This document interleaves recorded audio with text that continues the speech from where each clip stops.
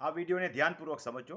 આજકાલ ગ્રેબરો જેને કહેવાય, જે લેન્ડ ગ્રેબિંગ કરી નાખે છે, બીજાની જમીનો ખાઈ જાય છે, એના ઉપર કશું થતું નથી, નિર્દોષ છૂટી જાય છે. અને એવા લોકોને કેમ ફિટ કરવા એ હું તાલીમ કેમ્પમાં વ્યવસ્થિત શીખવાડું છું.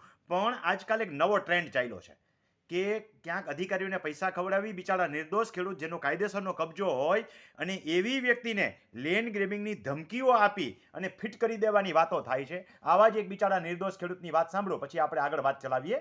તો ભલે ને કરી, કાંઈ ઉખેડી નહીં લે તમારું. હું કેમ ચિંતા કરો છો? મારો શબ્દ વજન વાળો હોય, ધખવાનું તો મેં ત્યારે તમે ધકી લીધું. હવે જ્યારે શાંતિથી જવાબ આપું છું ત્યારે સમજદારીપૂર્વક આપું છું કે તમારે જરાય બીક રાખવાની જરૂર નથી. 50 વર્ષનો તમારો જૂનો કબજો છે, એને જે કરવું હોય કરી લે લેન્ડ ગ્રેબિંગ. એમાં શું છે, આજે સાહેબ પ્રાંત આગળ ગયા ને તો સાહેબે અમને કે તમને 8-9 તારીખે હું ફાઇલ મોકલી દઈશ ને તમારે કેસ લાગુ પડશે. એને પોઝિટિવ લખવું હોય તો ભલે લખી નાખે, મારા શબ્દો લખી લ્યો, હાલો પછી હું બેઠો છું. પછી ઈ એમ લખી નાખે ને આમ FIR કરવી, આ તોય મને કેજો, હાલો ભલે લખી નાખે.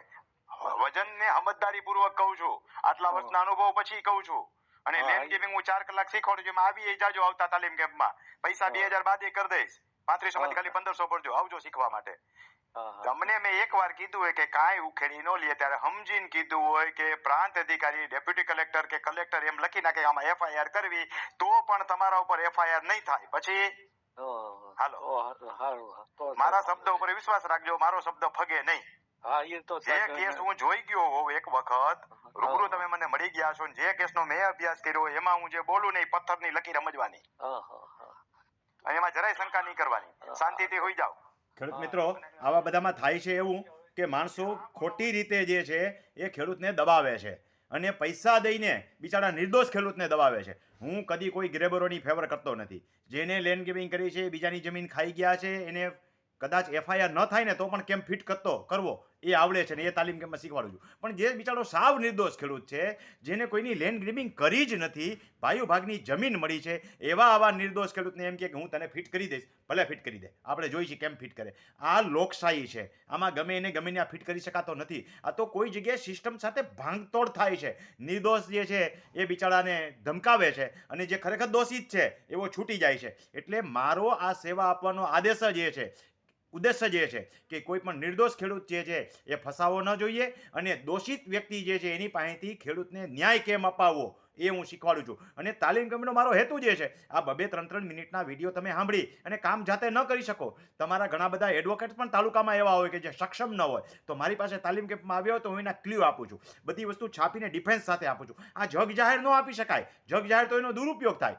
વ્યક્તિને જોઈ અને યથાયોગ્ય સ્થિતિ પ્રમાણે, જેને પાત્રતા જોઈને કહેવાય ને, મહાભારતમાં બ્રહ્માસ્ત્ર બધા પાસે નહોતું.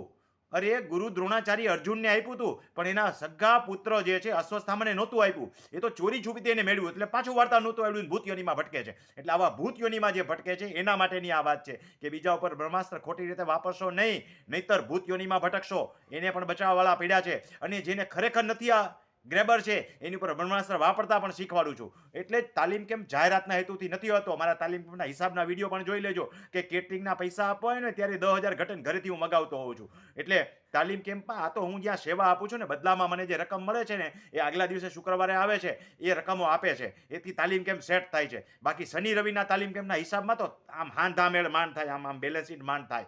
બાકી મારી મહેનતથી અને જેને હું માર્ગદર્શન આપું છું એના બદલામાં જે લોકો મને કંઈ આપી જાય છે એમાંથી આ સેવાના કાર્યો ચાલે છે. એટલે તાલીમ કેમ્પ જે છે એનો ઉદ્દેશ પણ મારો સેવાનો છે. એ પણ મારા વિડીયોમાં જોઈ લેજો. હિસાબ પણ હું જગ જાહેર તાલીમ કેમ્પના ગ્રુપમાં જ મૂકું છું. અને હવે તો તાલીમ કેમ્પ દરમિયાન કમિટીને પણ કહું છું કે હિસાબ મૂકો, એટલે ખબર પડે કે ભાઈ મારા બધા ઉદ્દેશો જે છે માત્ર સેવાના છે.